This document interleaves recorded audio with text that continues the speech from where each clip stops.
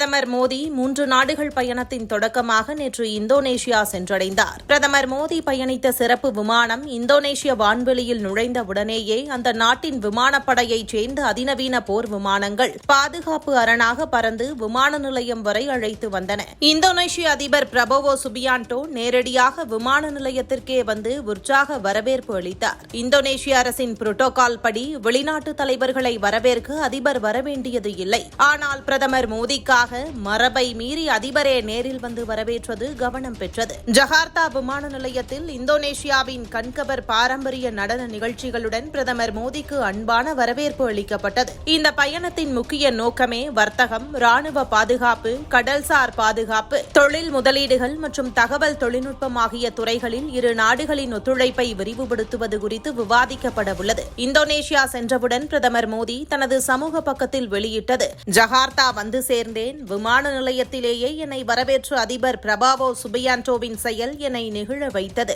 2018 நாங்கள் எங்கள் உறவுகளை விரிவான உத்திசார் கூட்டாண்மை நிலைக்கு உயர்த்தினோம். இது எங்கள் மக்களுக்கு நல்ல பயன் தந்தது. இந்த பயணத்தில் மேலும் பல துறைகளில் இந்த கூட்டாண்மைக்கு கூடுதல் உத்வேகம் அளிக்கும் நோக்கத்தில் அதிபர் சுபியாண்டோவுடன் இருதரப்பு பேச்சுவார்த்தை நடத்த உள்ளேன் என தெரிவித்தார். பிரதமர் மோடியின் இந்த வெளிநாட்டு பயணம் உலக நாடுகளிடம் கவனம் பெற்றுள்ளது. அதாவது இந்தோனேஷிய அரசின் புரோட்டோகால் படி வெளிநாட்டு தலைவர்களை வரவேற்க அதிபர் வரவேண்டிய தேவையில்லை. ஆனால் பிரதமர் மோடிக்காக மரபையும் மீறி அதிபரே நேரில் வந்து வரவேற்றது அங்கு கவனம் பெற்றது.